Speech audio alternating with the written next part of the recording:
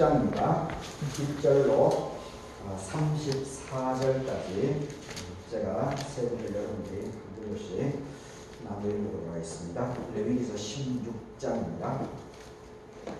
아론의 두 아들이 여호와 앞에 나아가다가 죽은 후에 여호와께서 모세에게 말씀하시니라.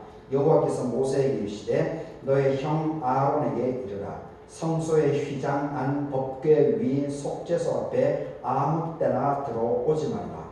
그리하여 죽지 않도록 하라. 이는 내가 구름 가운데에서 속죄소 위에 나타남이니라.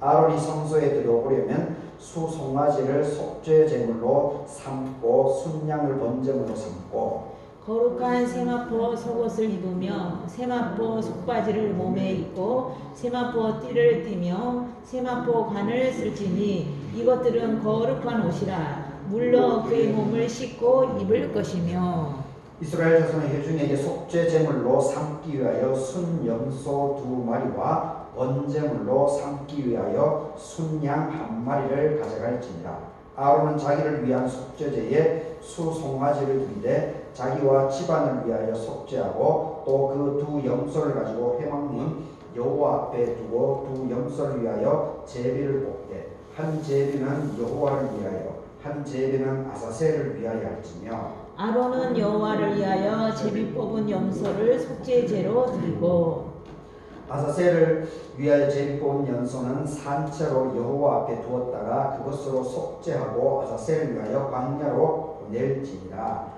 아론은 자기를 위한 속죄제에 수송아지를 드리되 자기와 집안을 위하여 속죄하고 자기를 위한 그 속죄제 수송아지를 잡고 향료를 가져다가 여호와 앞 제단 위에서 피운 불을 그것에 재우고 또 곱게 간 신비로운 향을 두 손에 재워 가지고 휘장 안에 들어가서 여호와 앞에서 분향하여 향년으로 증거계 위 속죄소를 가리게 할지. 그리하면 그가 죽지 아니할 것이며 그는 또 수송아지의 피를 가져다가 손가락으로 속죄소 동쪽에 뿌리고 또 손가락으로 그 피를 속죄소 앞에 7번 뿌릴 것이며 또 백성을 위한 속죄소 제 염소를 잡아서 그 피를 가지고 휘장 안에 들어가서 그 수송아지 피로 행함 같이 그 피로 행하여 속죄소 위와 속죄소 앞에 뿌릴지니 이스라엘 자손의 부정과 그들이 범한 모든 죄로 말미암아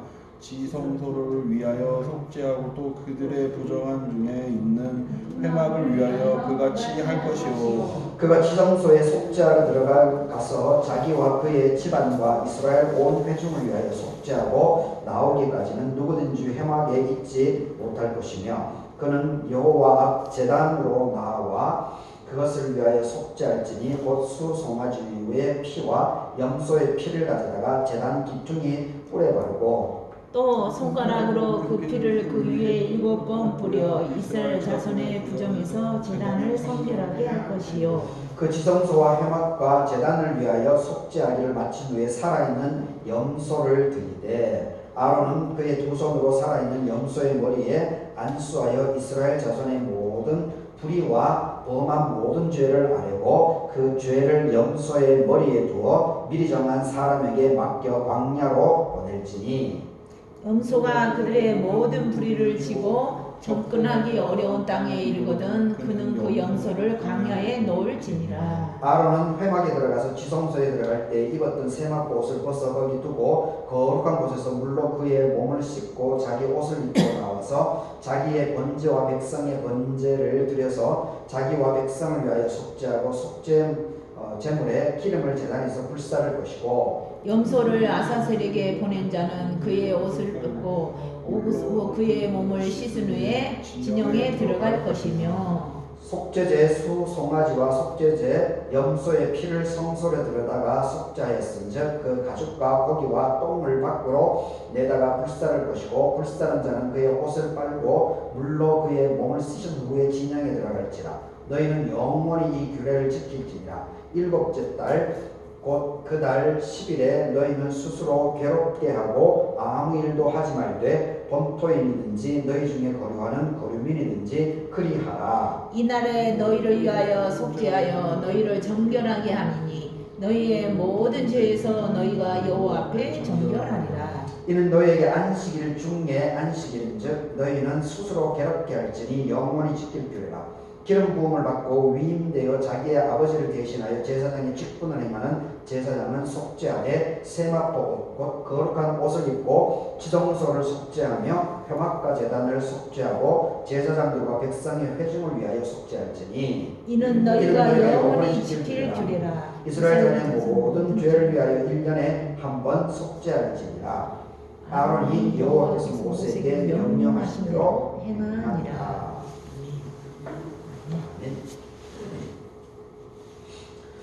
오늘 이 본문을 통해서 16번째로 속죄일 아사셀을 위하여 떠나보내는 염소를 위해서 이런 제목으로 말씀을 생각을 하도록 하겠습니다.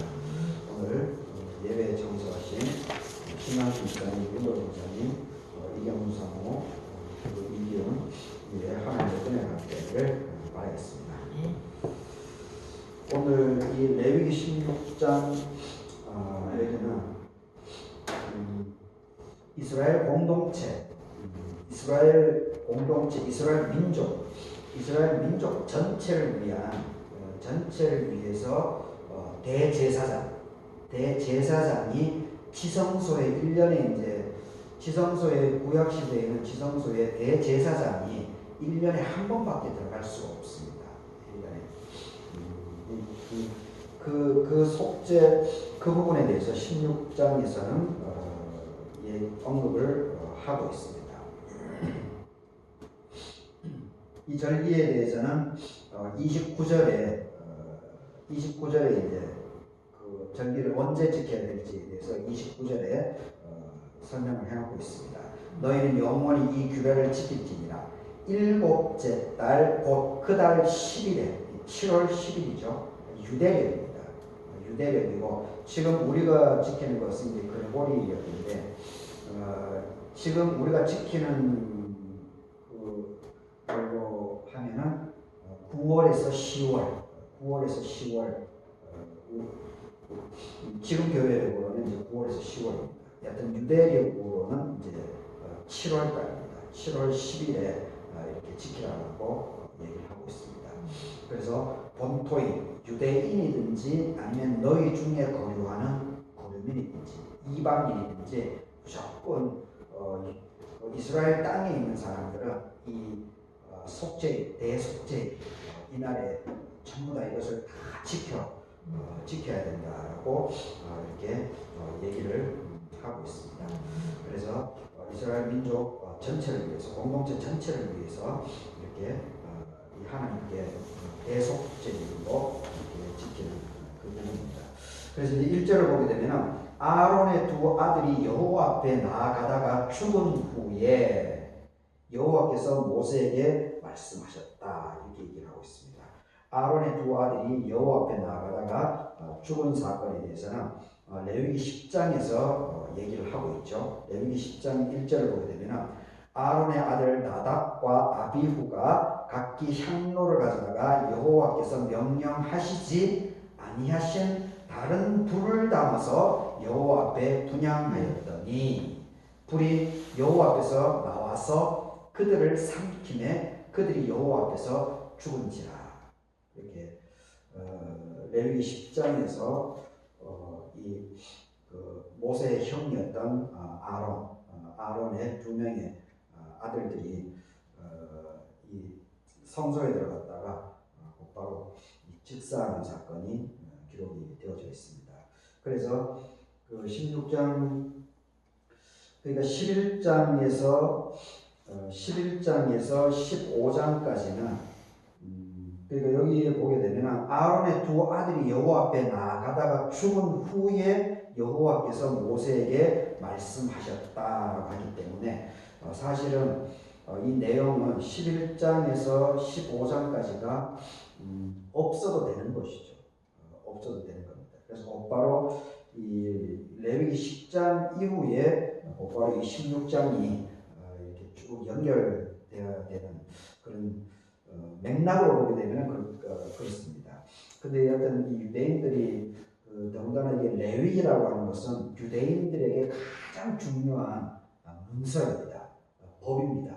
법이기 때문에 이 사람들은 어릴 때부터 이것을 다 암기하게 할 정도니까 유대인들에게 있어서는 아주 중요한 그런 레위기인데 11장에서 15장까지를 의미 없이 그렇게 편집을 할 리는 없습니다. 하여튼 나름대로 이 공동체 전체를 위해서 그 10장 이후에 11장에서 15장까지 이 정결 예시, 정결에 대한 이 부분을 여기 집어넣지 않았습니까? 결국은 이 전체를 보게 되면 이 아론의 두 아들 나답과 아비후가 지성소에서 하나님께 백성들은 제사장이었으니까 아버지가 대제사장이었고 아들들은 제사장이었기 때문에 이 제사장이 하나님 앞에 가서 이렇게 이 번제를 드리는 가운데에 죽음을 맞이했으니까 엄청난 충격이죠. 엄청난 충격입니다. 그러니까 그리고 나서 이제 16장에서 두 아들이 죽은 후에 하나님께서 또 모세에게 직접 이제 언급을 합니다. 근데 그 사이에 11장에서 15장까지가 바로 부정한 것이 부정한 음식이라든지 부정한 먹을거리 그리고 우리 몸에 부정한 것이 무엇인지에 대해서 11장부터 15장까지 쭉 자세히 개인적인 부분에 있어서 이렇게 기록해 놓고 있지 않습니까? 그러니까 그리고 나서 이제 16장에서 이제 하나님께서 모세에게 두 명의 자기 조카가 죽은 제사장 조카가 죽은 그 부분에 대해서 대안을 이제 제시를 합니다. 그러니까 사람이 기본적으로 하나님 앞에 나아가기 위해서는 정결해야 된다. 정결해야 된다라고 하는 것을 더 강조하기 위해서 11장에서 15장까지를 더 이렇게 앞에 부연적으로 설명을 더 자세하게 해 놓았다라고 이렇게 해석하는 것이 일반적입니다. 거기에 대해서 뭐 다양한 해석이 있겠지만 그렇게 해석하는 것이 일반적입니다. 그리고 나서 이제 이 하나님께서 두 아들, 조카 두 명이 죽은 것에 대해서 하나님께서 말씀하십니다. 그래서 2절에 보게 되면 모세에게 말을 합니다. 너의 형 아론에게 말을 해라. 성소의 휘장한 법궤 위, 성소의 휘장안, 성소의 휘장 안은 이제 지성소로 들어가는 거죠. 지성소로 법궤가 있는 곳이니까 지성소, 휘장안, 지성소 거기에 이제 지성소의 법궤가 있기 때문에 그 위에 속죄소 앞에 아무 때나 들어오지 말라. 아무 때나 들어가지 말라는 겁니다. 그리하여 죽지 않도록 하라. 나답과 아비후가 죽었기 때문에 하나님께서 모세의 입을 통해 가지고 이제 아론에게 대제사장에게 이제 알려주는 거죠. 왜냐? 이는 내가 구름 가운데에서 속죄소 위에 나타나기 때문이다. 하나님께서 지성소에서 하나님의 현존이기 때문에 아무 때나 들어와서는 안 된다. 이렇게 알려주고 있습니다. 그러면서 더 자세하게 이제 구체적으로 얘기를 하죠. 3절에서 아론이 성소에 들어오려면은 수송아지를 그리고 수송아지를 속죄제물로 삼고 그리고 순양을 번제물로 삼아야 된다. 그러니까 이 대제사장이 성소에 지성소로 들어가기 전에 이제 성소가 있지 않습니까? 근데 이 성소에 들어갈 때 벌써 이 아론이 대제사장이 해야 되는 것은 이 짐승을 2마리를 잡아야 됩니다. 순놈 송아지를 잡아야 되고 순놈 양을 잡아야 됩니다. 그리고 순양은 번제물이니까 완전히 다 태워버리는 거죠. 완전히 다 태워버리는 거고 수송아지는 속죄제물로 삼는 거기 때문에 각을 떠가지고 기름이나 피는 빼고 기름이나 내장 이런 것만 이제 다 제거하고 그런 것만 이제 태우는 거죠. 여튼 대제사장은 수송아지하고 순양을 성소 들어가기 전에 벌써 그것을 해야 된다는 겁니다.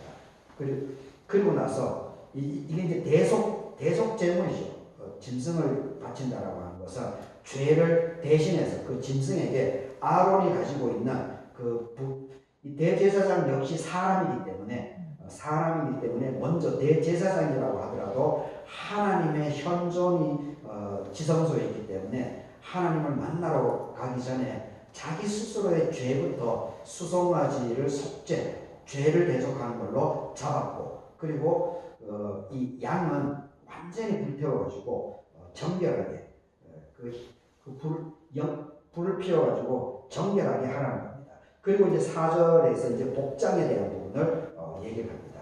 먼저 이제 주변을 깨끗하게 정화를 하고 그리고 대제사장 스스로가 이제 몸을 이제 정결하게 해야 된다라고 하는 것을, 이 수송아지하고 순양을 속죄제물과 번제물로 하는 것은 의미적으로 해석하게 되면 이 내 죄니까, 인간이 갖고 있는 죄이기 때문에 뭡니까?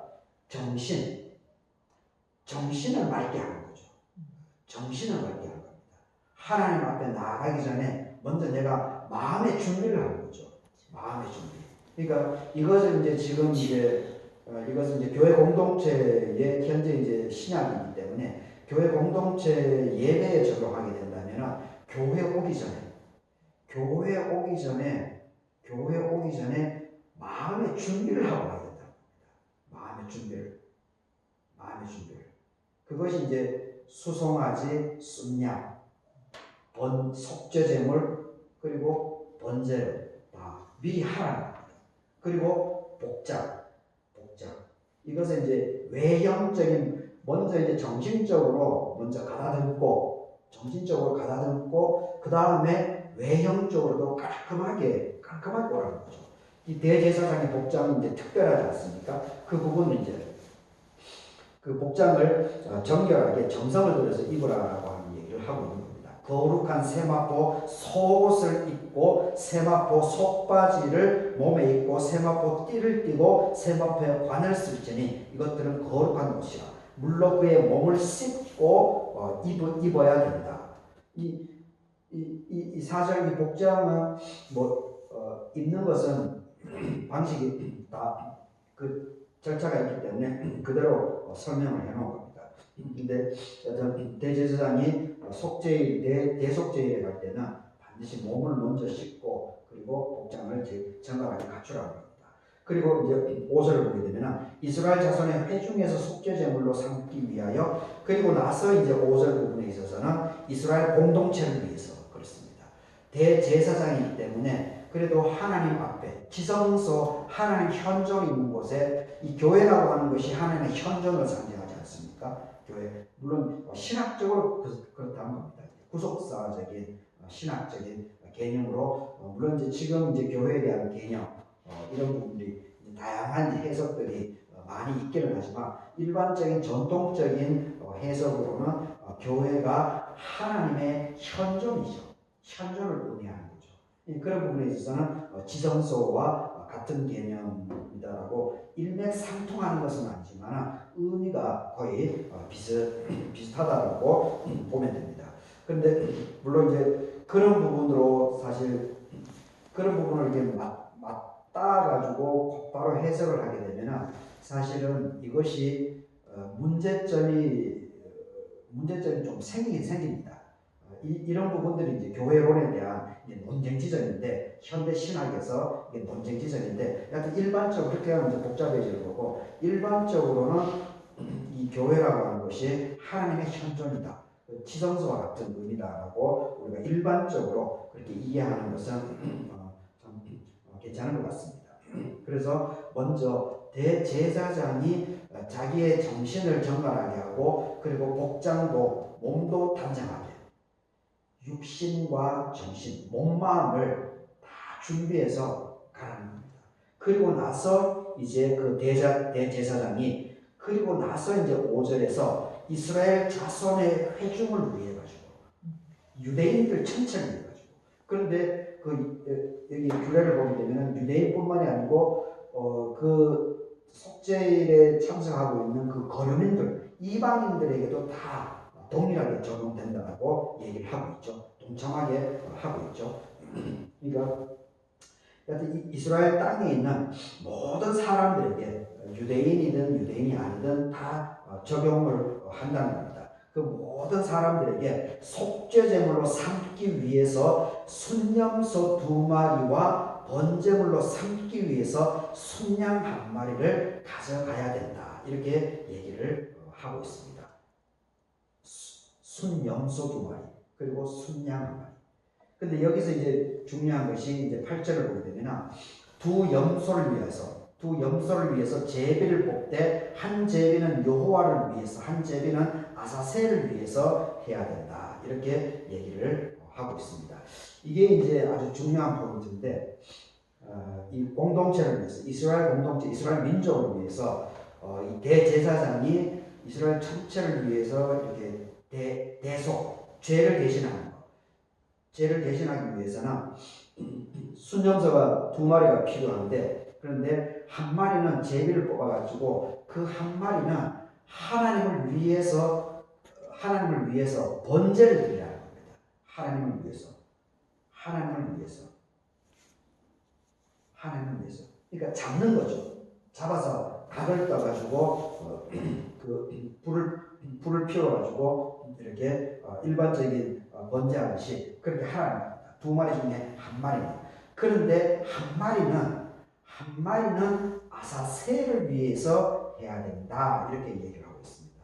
이 아사셀이라고 하는 것이 제가 오늘 제목으로 떠나보내는 염소 이렇게 했는데 이 아사셀이라고 하는 것이 그 히브리어로 그 주석서를 보게 되니까 이 아사셀이라고 하는 것이 히브리어로 아자젤이라고 합니다. 아자젤. 그런데 염소가 이제 히브리어로 염소가 에즈라고 합니다. 그리고 이 자젤, 그러니까 아가 염소를 뜻하죠. 아가 이제 에즈고 자젤이라고 하는 것이 이 자젤이 이 가버리다, 사라지다 이런 뜻이 있다고 합니다. 그러니까 이 염소가 사라졌다, 염소를 떠나보낸다는 겁니다. 살려서 떠나보냈다는 겁니다. 물론 이제 뭐 악령에게 보내지는 염소 이렇게도 이제 해석한다라고 주석서에는 나와 있는데 하여튼 중요한 것은 뭐냐면은 이 아사셀을 위해서라고 하는 것은 여기 이제 그 자세하게 이제 여기 설명이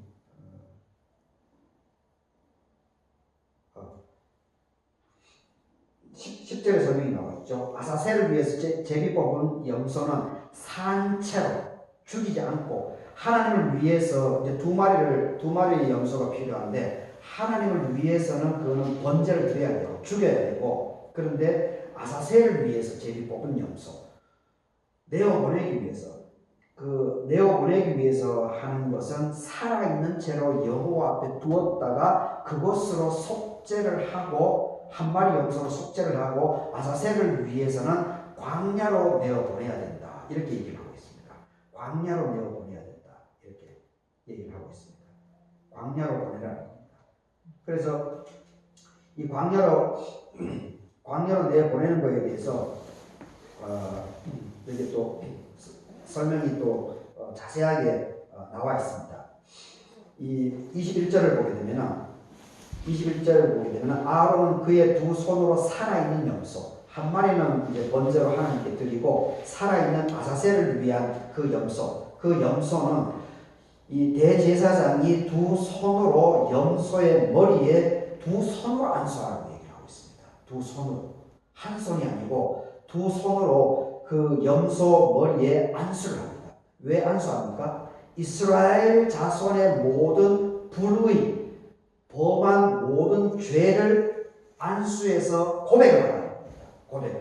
그리고 그 죄를 염소의 머리에 두어서 미리 정한 사람에게 맡겨 광야로 내어보내라 이렇게 얘기를 하고 있습니다. 그러니까 이 2마리 그러니까 이제 대속죄가 그래서 중요한 겁니다. 민족 전체를 위해서.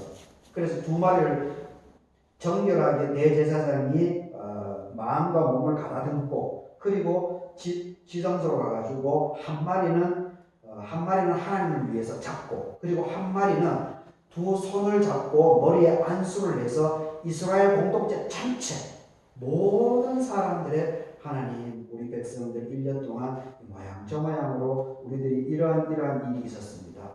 다른 민족을 미워하고 다른 민족을 괴롭게 하고 그리고 다른 민족을 전쟁도 벌이고 그렇게 했습니다. 우리가 잘못했습니다.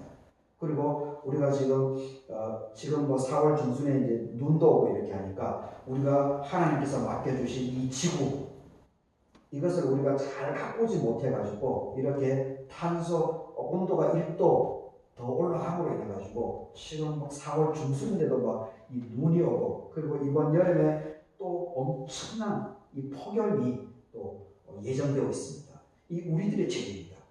이런 공동체를 위해서 민족 전체를 위해 그리고 지금 우리 한국 상황에 비하면은 지금 이제 대통령이 탄핵되고 그리고 여러 가지 한덕수 대행이 또 이게 장난질 치려 하고 이런 부분들 있지 않습니까? 이런 것들을 이 민족 전체를 위한 공동체 전체를 위한 이러한 부분들을 그 염소에게 두 손으로 안수해가지고 하나님 우리가 이런 걸 잘못했습니다. 하나님 그러면서 염소에게 그 모든 죄를 씌워놓은 거죠. 씌우는 겁니다. 그래서 이 염소는 죽이지 않습니다. 죽이지 않고 한 사람에게 맡겨가지고 광야로 보냅니다.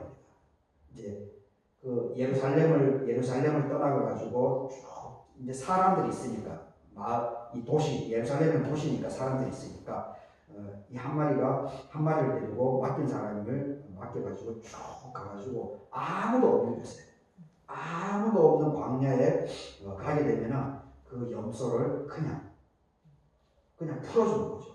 이 불교에서 이런 것은 이제 방생이라고 하죠. 방생. 불교에서 이제 방생이라고 하는데 우리 기독교에도 바로 그런 구약의 바로 그런 흔적이 여기에 나와 있는 겁니다. 16장에.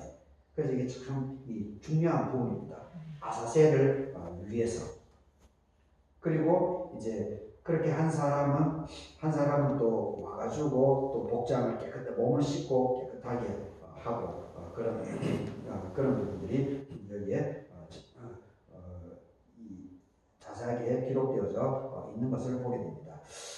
여튼 이 아사셀을 위하여 이 부분은 이 본문은 참 이게 아주 유명합니다. 유명한 본문입니다. 이것이 이 유럽이나 미국 문화에 아주 깊이 파고들어가 있습니다. 그리고 이것이 이제 지금 이제 문학이라든지 그 사회 현상 속에서도 지금 이러한 것들이 많이 지금 드러나고 있는데 이게 뭐냐면은 이것이 바로 희생제물입니다. 물론 이제 우리가 구속사적인 관점으로 보게 되면은 이 아사셀은 아무 잘못도 없이 예수님께서 지금 이제 고난주간 이제 수요일인데 수요일인데 예수님께서 아무런 잘못이 없음에도 불구하고 십자가의 십자가에 달려서 돌아가지 않았습니까? 이 아사셀의 염소가 바로 십자가를 짊어지고 대신 죽어가는 이 예수 그리스도를 사실 그 일맥상통한 의미를 갖고 있습니다. 일맥상통한. 그런데 이제 이러한 부분들이 이제 근대 이후로 이게 이제 유럽 문명이나 이런 데서 이제 어떤 식으로 이게 적용이 되는가 하면은 마녀 사냥도 아사셀을 위하여 아사셀 이런 개념이 사용됩니다. 이 마녀가 무슨 죄가 있습니까? 교황청에서 교황들이 자기 마음에 안 들면은 그 사람들에게 마녀로 뒤집어 씌워버리지 않습니까? 그래서 그 사람을 공개 처형하지 않습니까? 불에 태워 죽인다든지. 그러면서 그 당시에 하나의 어떤 하나의 어떤 사회적인 문제를 이슈 부분을 그 사람에게 뒤집어 씌우는 겁니다. 그래서 자기가 면피하는 겁니다. 사실 교황이 자기가 잘못해놓은 거고 죄를 그 사람에게 뒤집어 씌워가지고 여론을 호도하는 겁니다. 이것도 이제 아사셀입니다. 그러니까 네로 사도 바울 시절에 사도 바울도 이제 네로 황제의 희생양으로 결국 이제 십자가에 거꾸로 달려서 돌아가셨는데 네로가 악한 황제이지 않습니까? 그런데 그 로마에 불이 나니까 어떻게 합니까? 죄인을 찾습니다. 죄인을. 그래서 그 사람이 그 죄인이 이제 결국 그리스도인이 되는 거죠. 초창기 그리스도인들. 그 사람들에게 죄를 다 전가시킵니다. 실제는 자기가 잘못한 거고. 그래서 그리스도인들을 박해하는 거죠. 죽이는 겁니다.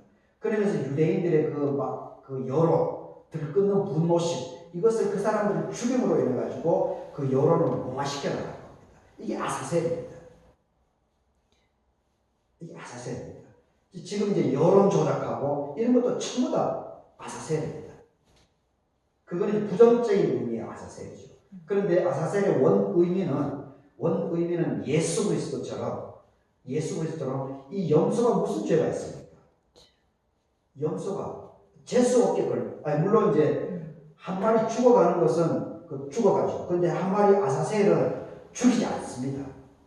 자유롭게 우리 죄를, 이스라엘 민족의 죄를 두 손으로 안수해가지고 집어넣어가지고 방면을 해주죠. 자유롭게 풀어줍니다. 자유롭게 살라고. 이게 참 귀한 장치죠. 문화적인 장치입니다. 그러면서 이스라엘 민족 전체가 자유함을 얻죠. 자유함. 이제 우리가 이렇게 했으니까 자유롭게 사십시오. 우리도 이제 예배를 드릴 때 어떻게 합니까? 주일 예배를 와가지고 주일 예배를 와서 중보기도를 통해 가지고 죄 고백을 하고, 그리고 이 목사가 그 죄 고백에 대한 것을 받아들이고 하나님께 아뢰죠. 그러면서 죄를 사하는 선포를 이 주일 예배 순서에 들어가 있지 않습니까? 이것이 바로 아사셀입니다. 자유로우라는 겁니다. 한 주간에 어떠한 일들이 있었든지 간에 여러분들이 하나님께 온전하게 진실하게 고백했으면 그 지나간 것을 매이지 말라는 겁니다.